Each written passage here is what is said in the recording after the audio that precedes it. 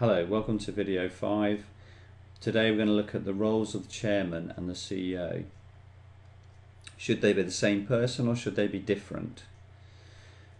It's an important issue, and under the current economic situation, perhaps a topical issue as well, and therefore chance of it coming up in an exam is higher than normal.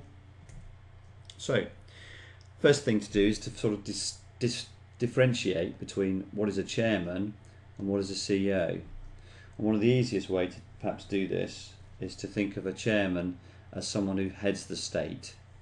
They have a sort of royalty type role, so it's ceremonial in its sort of outlook. However, the CEO is the Prime Minister. They run the country day to day. They're the ones that make decisions from the advice they get from fellow ministers, etc., etc. So what does the chairman do? Well, a chairman, the sort of things they should do is provide leadership. Provide leadership to the board, ensuring it is effective and setting an agenda.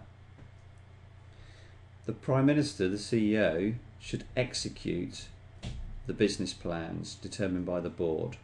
So the board make a decision on what they're going to do, and the CEO should make sure that is carried out, both compared to budget, expectations, the law, etc., etc. Also, the chairman ensures boards receive accurate and timely information. So directors can't be railroaded into following over-dominant CEOs. And this to some extent was the reason why this line was put between them.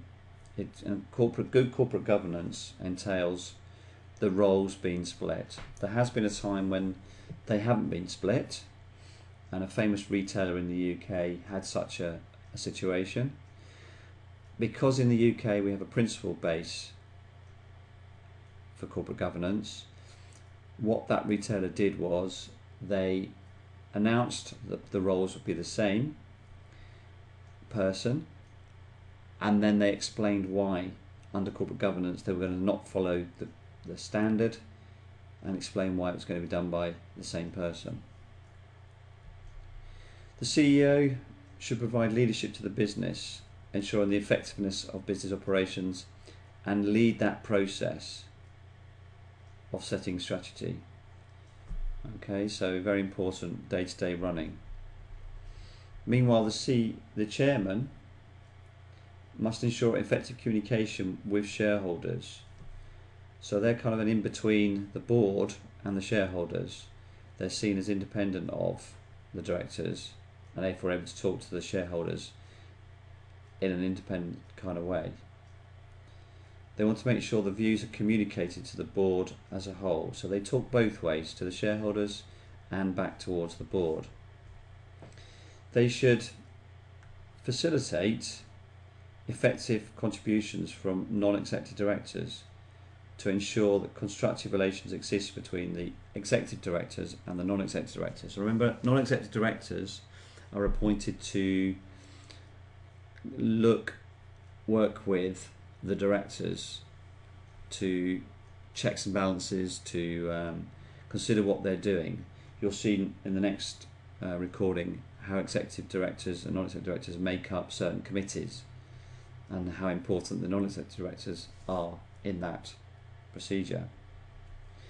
The chairman should meet with the NEDs without the executives present. Clearly that's to allow them to speak openly and freely to the chairman without any pressure.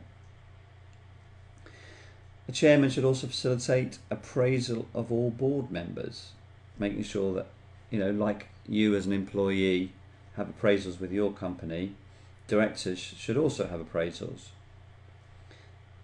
In particular, they should appraise the CEO, the man or woman at the top of the company, and that should be done under corporate governance rules once every year. If you go back to the CEO, their role is to communicate effectively with significant stakeholders.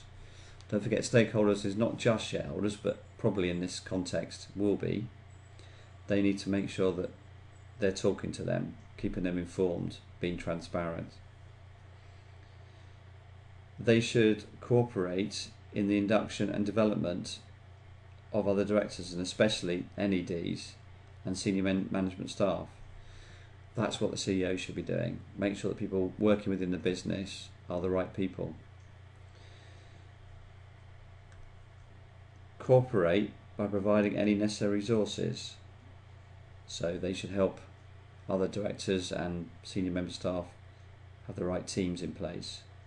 They should cooperate in appraisals of board members, so not hide behind a veil of secrecy or anything. The CEO will often conduct the appraisal meeting of other executive directors. So to make sure it happens, they're there seeing it.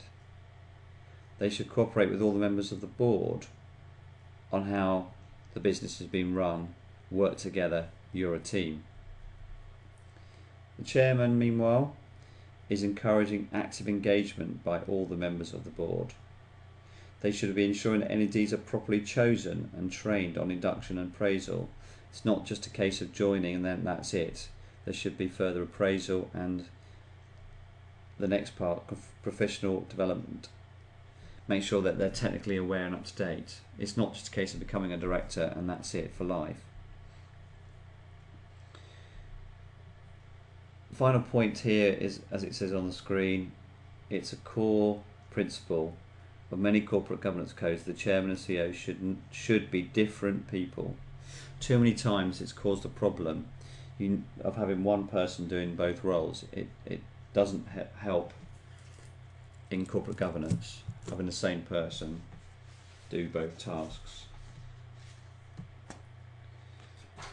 Okay, that's the end of that little recording, and I'll see you in recording number 6.